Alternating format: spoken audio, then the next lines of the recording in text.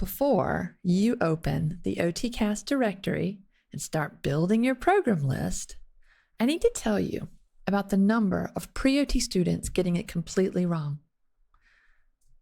The tuition number is not your total cost.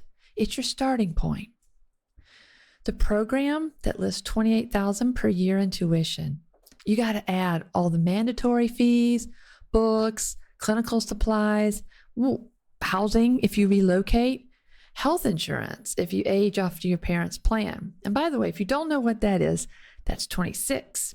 So, and that does occur right around when you need it when you're going out to graduate school or your clinicals. The $28,000 program is realistically about $40,000 to $42,000 a year. Over 3 years, $42,000 is a miscalculation. And that is a years of loan payment that you did not see coming. The program that lists $28,000 per year in tuition might be about $42,000 a year living reality when you add up all the fees, supplies, and living expenses. And over the 3 years, that's about $126,000, not $84,000 if you include everything. That $42,000 difference in years of loan payment. Here's a full breakdown so you know what you're actually adding up and what you really will need. Okay, so what an OT school actually costs, the whole picture. Mostly. I'm probably going to forget something, but this will get you going. Tuition per year times program length. So it's going to be about 2 years for MOT, 3 to 3.5 years for OTD. Then you've got mandatory fees, which estimate to be about $2,000 to $5,000 a year. That includes your lab fees, tech fees, clinical education fees, all kinds of fees. Books and clinical supplies. And as a reminder, this is just a small plug. When you have your OT books, you do need to buy them so that you have them for your OT exam. That's another topic for another day, but just hear me out. Don't rent those. Don't share those. Have your own OT foundational books. We all know, you'll know what those are. Your faculty will tell you. So anyways, back to books. Sorry, side note. $1,500 to $3,000 per year. So that's going to be textbooks, goniometers, equipment kits, NBCOT prep. Then you got your housing and living. If you're relocating, or don't forget you have rotations, and there is 0% chance that your rotations are going to be within a 5-mile radius of your home. So you always got to plan for that. Again, another topic for another day, but just giving you a heads up about clinicals. Health insurance you'll have to buy if you are falling off your parents' plan, if you're 26 and you're still on it, or if you're working, you're going to lose employer coverage. So you need to plan to buy your insurance. And the best place to look for what that's going to cost is go to your program's website and look up student insurance, because you could get that while you're in graduate school. Now, it's not going to be the fanciest best, but it gets you covered in an emergency. You need to include your NBCOT, NBCOT exam, which is about $600, but depending, give or take, on your first attempt. And there's no refund on that, obviously. Your state licensure could be anywhere between $150 to $500 to start. So the totals. A lower cost public MOT program is going to run you about $55 to $75 total. A mid-range private OTD, 3 years, about $100 to $140. And a high cost, high legacy, high profile school, it's going to be, and those are private, are $140 to about $180 total.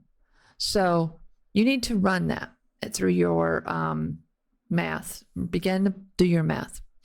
Run that full cost of attendance, not the tuition number. Every program's financial aid office will provide you with a complete cost of attendance estimate to the best of their knowledge if you ask for it.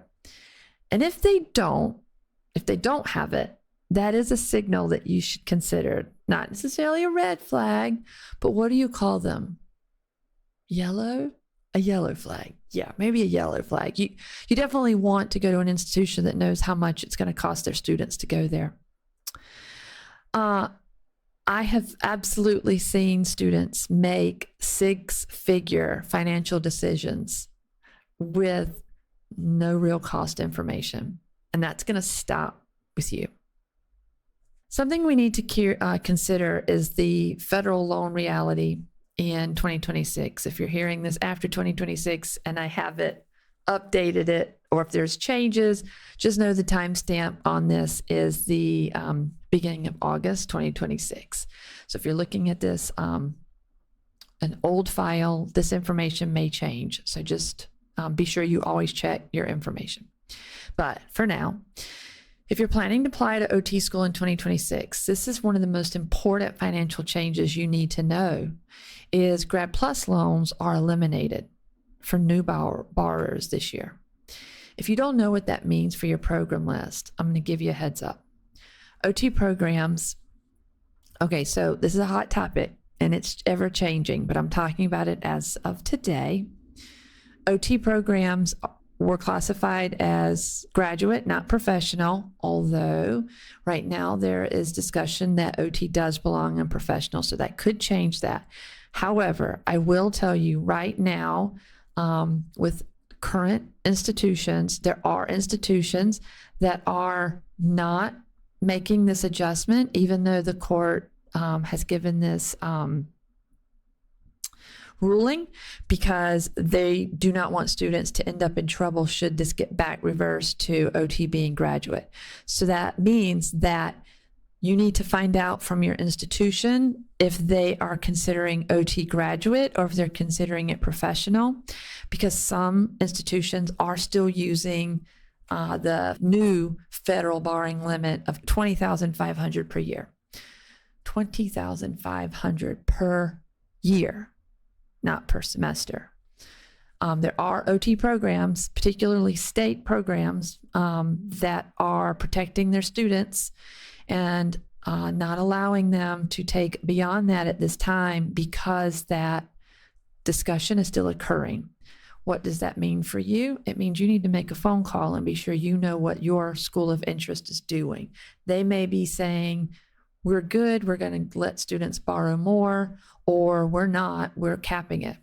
And that kind of brings me to another point is you don't decide that, the institution decides that. So when you are thinking, well, I don't care what they say, I'm going to take out X amount in federal funding, that's not a thing. They decide that.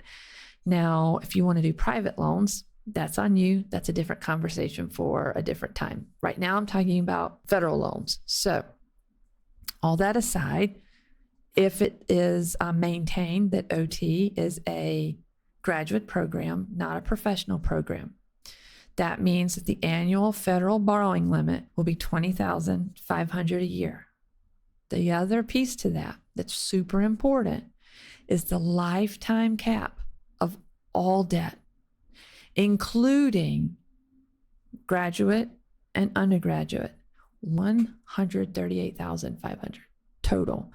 So if you are attending a private school and you've already accrued a significant amount of debt, you likely won't have enough to cover your graduate fund program anyway. Should your future school consider those parameters?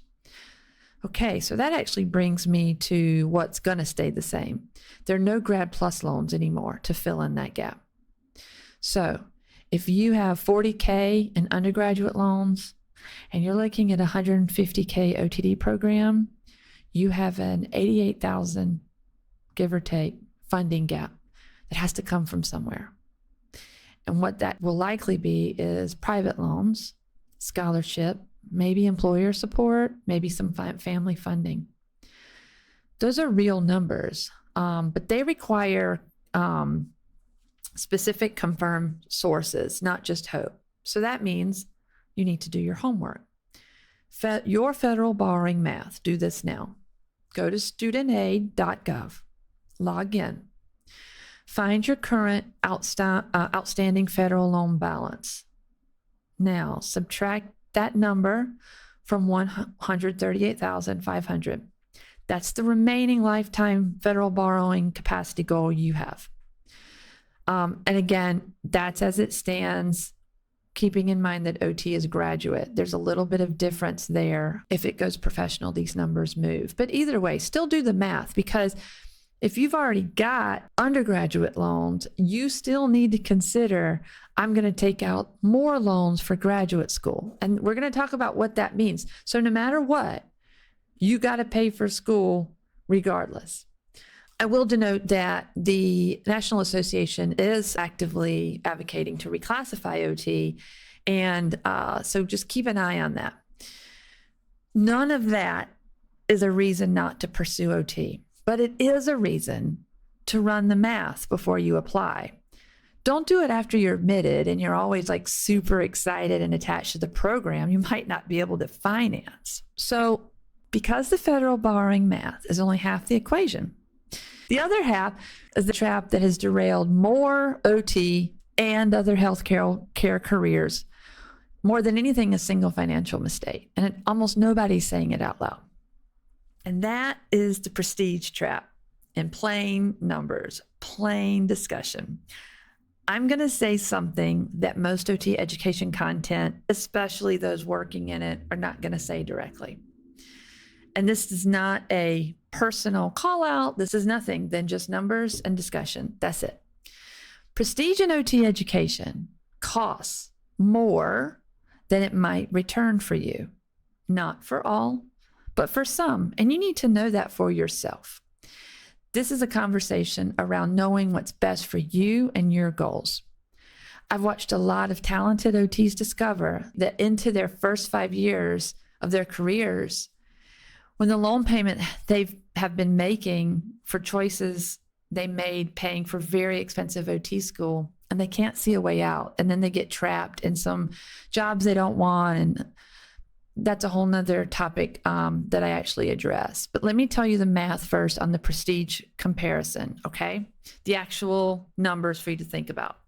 And prestige could mean kind of those top tier schools. They're very expensive, very competitive.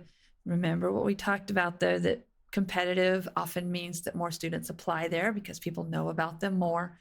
Everybody ends up with an OT degree. Everybody potentially ends up with their license.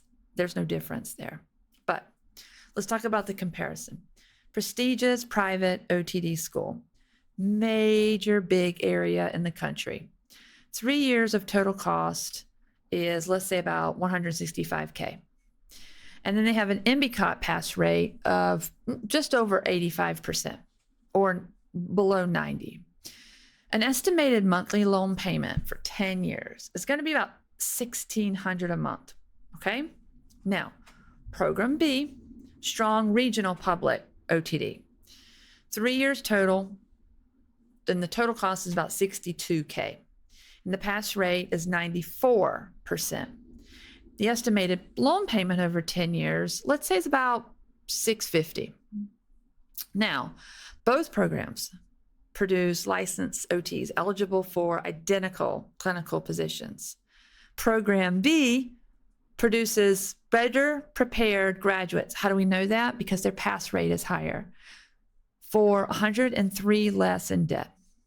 Program A has a payment of $960 a month in student loans. For 10 years, that's $150,000 in additional payment. For a license that looks identical to every patient they will ever treat. So you need to think about how that applies to you. One program B, that student is going to pay about $640 in loans over 10 years. The other, $1,600 a month in loans. Same license, same clinical options, same patient outcomes. Very, very different professional freedom. And that's really important. Here's what prestige in OT education actually does and what it does not do. It does not change your NBCOT score. Doesn't matter where you go prestige-wise. The board exam doesn't ask you where you graduate. It does not change your entry-level clinical salary at SNF, outpatient school, or home health. It does not compare to people in your own area. So it's not based on your degree. It does not change how your patients experience your care. It does not open more clinical doors. Now, I will say what can open more doors in your region or in your area. If you have an alumni group population and then you go to that school where your alumni went, that will open doors 100%. But if you went to a prestigious school and then you go to somewhere other place in the country where no one recognizes that school, it likely will not change your options. Now, what it may help with, prestige may help, absolutely. For academic or research faculty at research intensive institutions, if that is your jam and that's what you want to do, you need to make the best choice for yourself. It may help if you're really interested in specific fellowship applications or highly competitive specialties. That's something to consider if that's you. What a prestige institution does do is it does cost significantly more in total program. It does produce a higher loan payment that follows you for 10 to 25 years. And it absolutely, unless you've, if we're just relying on you as a brand new grad and you're just counting yourself, it absolutely could impact your career flexibility for graduates whose debt to income ratio is above 18%. The trap is not that prestige programs are bad. They are amazing and they have reasons. This conversation is about what's best for you. And I want to give you that information so that you can decide what's best for you. Not talking about it doesn't help you make a decision. Some of them have amazing strong tracing outcomes. Some of them have amazing connections in the United States and abroad. But is that important to you long term? That's what you need to ask yourself. And it's really hard to ask yourself when you're married and in love with a particular program. And I want to just caution you to take a minute and think about that. The trap is making prestige the primary criteria without running any math. The name doesn't come with the flexibility to use it the way that you think it's going to. And I know that that may be hard to believe, but it's true depending on where you work. Stay with me, because the prestige conversation is only useful if you have a framework on what to evaluate instead. This next section, I'm going to tell you about what your program is worth in a specific situation. There are 3 variables that can help you determine what program is worth it for you. This is not about what the program being better in general, more prestigious, whatever. It's not that. It's what's better for you. You're in charge of your future. Own it. Here's the honest question to what you came to this for. Which OT programs are worth the cost? And I have a couple of people that will laugh when I say this, because I say this all the time. It depends. Not in a vague, frustrating way, but it does depend. In the specific, calculable, completely knowable way before you ever apply. There are 3 variables. All 3 are public information. All 3 require knowing which questions to ask and where those questions are. So, number 1, your total cost versus your borrowing capacity. So what that means is the total program cost, not tuition, total cost, minus your borrowing capacity equals your federal borrow. If you're doing federal loans, your federal borrowing capacity equals your gap. If your gap is 0 or negative, federal loans got you. You're covered. If your gap is positive, that money has to come from a very specific identified source before that program is viable for you. A program with an unidentified gap is not a real option unless you know where you're getting money from to attend. And that's on you. I can't make that decision for you. So that's why it depends. If you have money, then you know you're good. If you don't have the ability to fill the gap, and maybe you have to make hard decisions around higher interest loans to fill the gap, that may not be the best decision for you. You have to decide. Variable 2. NBCOT rates, pass rates versus actual cost. So the reason this matters is ultimately a program's job is to create great OT practitioners, yes, but that needs to show up in their pass rates, because that means they're teaching what you need to actually know as a clinician. The NBCOT board exam is the gate between your degree and your license. Without passing it, the degree doesn't produce in practicing OT. And just as an aside, that's really important if you have a felony. That's why you may have kind of heard rumblings around if you have a felony, you might not be able to go to OT school. Well, that's because in most cases, you cannot take the board exam, the NBCOT exam, with a felony. Why is that? Because you can't get your license with a felony. So we try to stop that ahead. If that's come up, that's why. So anyways, you have to pass your boards. The 3-year pass rate trend at a program is publicly available on their website. It's required to be there. And a program with a declining pass rate trend is telling you something important. Trust that data. Trust the data that shows you change in their pass rate. If you see consistent, strong pass rates, you're good. If you see changing, that's something you need to look at. That doesn't mean the program's bad. That means you need to have a conversation. You need to check it out. You need to do some investigating. Variable 3, your specific loan payment, okay, versus your specific market salary. Meaning, where do you want to go? Where do you want to live when you graduate? So the national BLS median for an OT salary is $98K. I'm going to tell you, I don't know anybody making that. And I live in a metro as a new grad. So I think that there are places that are paying OTs very high. And so it's kind of skewed. But it says the median. I did look it up. So it's out there. That number is accurate. However, it is irrelevant to your specific situation, because what matters is the entry-level salary where you want to live and where you want to practice and the specific setting where you want to work. And then once you know that, then you put that up against the monthly loan payment for your graduation. So let's look at that. OT salary by setting, national ranges. Home health is generally considered the highest paid. Now, I have opinion on doing that. I did that for a while. That's very hard work. It's very difficult work. And that's about 91 to 116K median.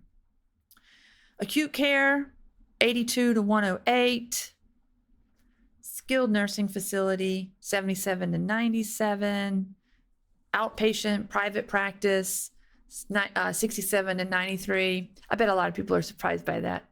School-based, 58 to 82. Now, that's typically a 9-month contract, but the benefits are outstanding. And always look up teacher retirements if you're considering school-based. Oh, and also you could be considered for loan forgiveness. It's another thing to consider with school-based.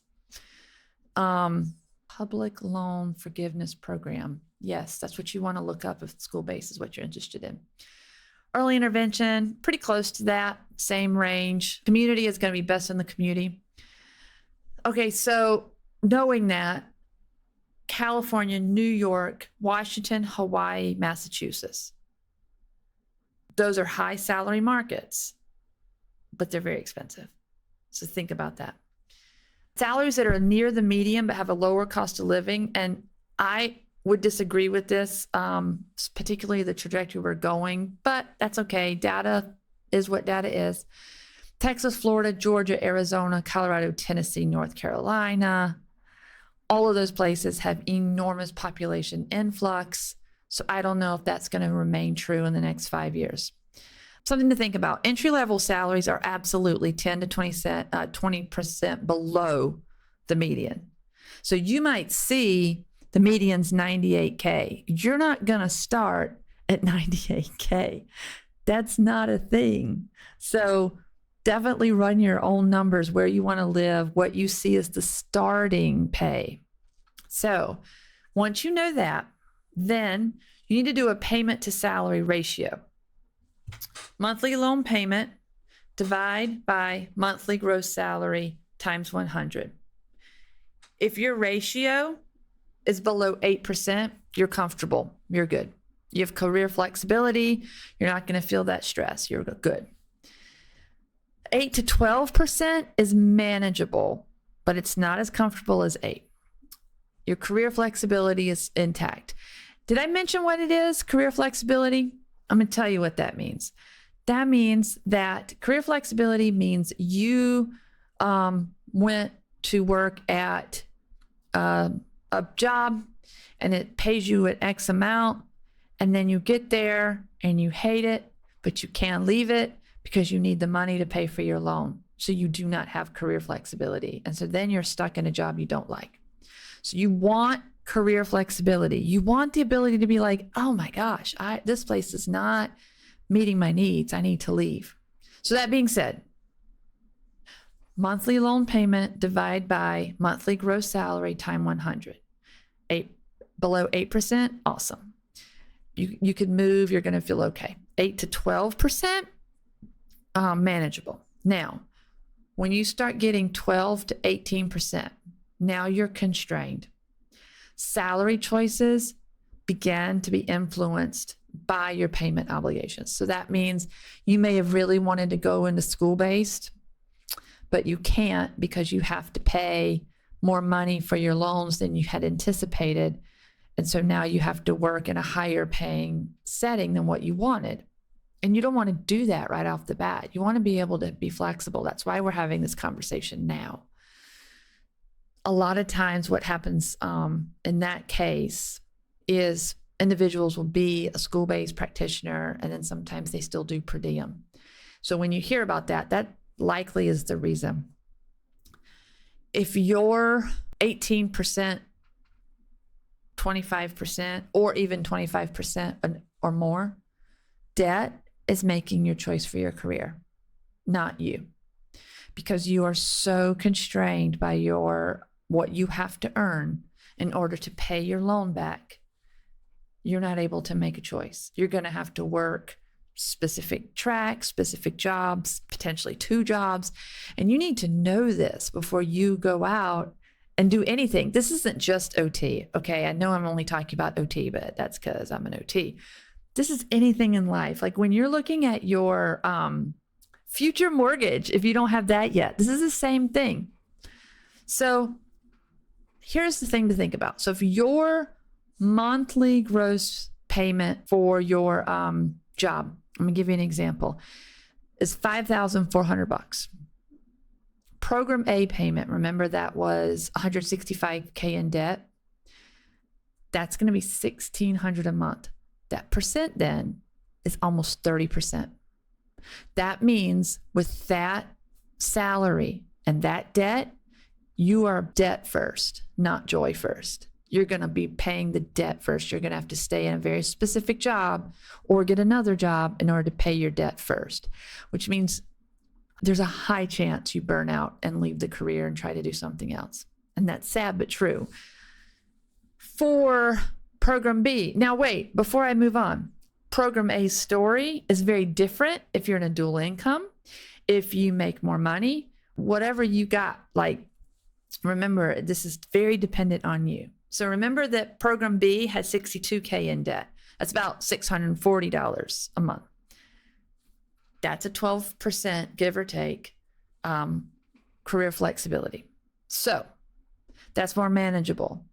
But you'd really like to scooch that down below 8%. And you know what? When you use this for other things, I hope that you can. So I know that's super intense and a little stressful, but you got to have those hard conversations with yourself. You just do. You're about to make big choices. So let's be sure we're informed. Okay, so there's one more chapter. And this is where everything we talked about becomes a real decision. And you can actually make it. So there's 4 filters. It's a spreadsheet and a completely different relationship with your program list. Okay. Here's a framework that transforms program selection from an unanswerable ranking question to like, which program do you like? Oh, I like this one. I like this one. So-and-so went there. Just this random list. Instead of doing that, put it into a specific, calculable, personal answer for yourself. It takes about 90 minutes, hour and a half of program.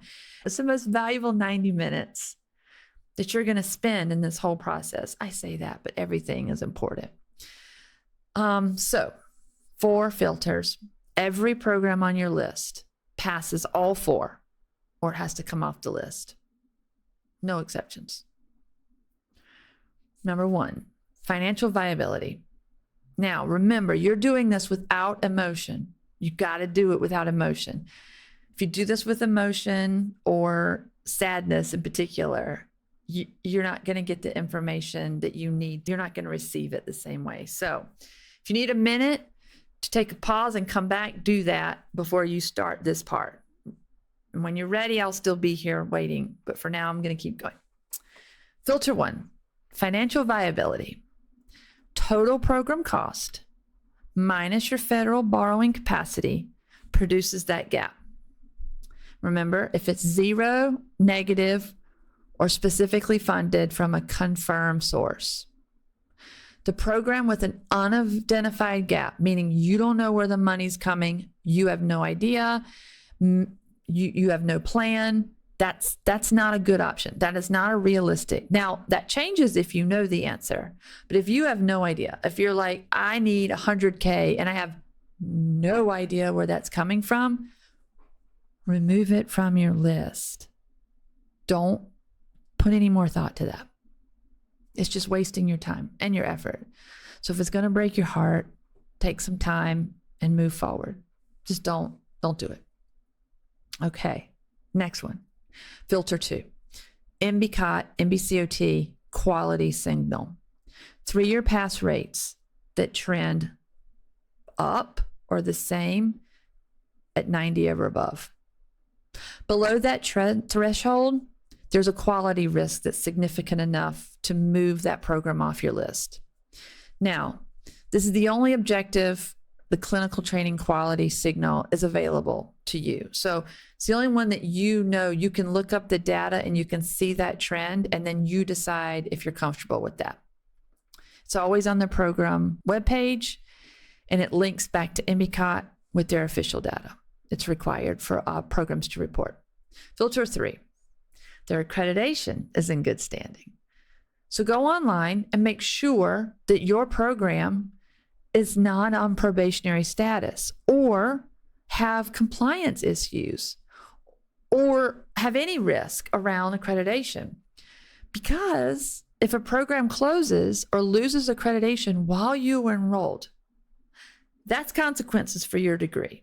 Financial aid, licensure, everything. And sometimes there's options for that and sometimes there's not. So it's better just to be informed. Again, it's hard, and you might find out that the program that you love is on probation. You need to think about that. You need to make sure that you're still okay rolling the dice with that. That's on you. That is not a decision I'm going to advise you on. I'm telling you, decide what's best for you. Mostly. Payment to salary ratio below 18%. Okay, so that means the entry-level OT salary. Don't go for the gold number right now, which is 98. You're not going to make that day one. And I don't want to hear in the comments that blah, blah, blah, I did. That's not good planning. Don't plan for the median salary that includes all these OT practitioners. Find the entry-level salary so your information is meaningful to you. Then, after that, do your estimated loan payment that you've already worked on, and then times 100. You don't want it to exceed 18%. If it does, what does that mean? That means the debt determines your path, your career, your life, everything. And you'll feel that for years. That's literal. I promise you, I'm telling you the truth. Building that data, so you're going to build that data set for every program you're considering. And if you want, I mean, I described what it is, but if you want to see what that looks like, you can go to my Skool community, Skool, OT Student Leveled Up. And that is where I have that resource in there if you need the spreadsheet. But I think that just based on this, you also could just use it, but all my resources are there. Okay. Your transcript tells a story. Your loan payment tells a different story. The story of what you can and can't do with your career in the next decade. Build your spreadsheet. Let the data tell you your real options. Then get emotionally invested. If you need to, if you're like me, I did it, super married to certain programs. Put those down and put your data, and then put the paper down, go for a walk, come back to it another day, whatever you need to do, and then come back and look at it again when you're ready. Never make decisions when you're spicy. I'm sure that's not the first time that you've heard that, but that order, data first, emotion second, is the difference between an OT who has options and the one who has a loan payment that makes their career options decisions for them. Okay, I think I mentioned it before, but I want to welcome you to join our pre-OT community, Skool, OT Student Leveled Up. If you're a pre-OT student, that's the place for my pre-OT people, and we're building it. So there's a lot of resources, and I drop new content, a new course every Thursday. And so join us there. Now, if you just happen to be an OT student or already accepted into an OT program, there's a different group for you that I'm building, OT Secret Code. It was great talking to you guys. And hopefully the next topic I do is not as spicy. Bye for now.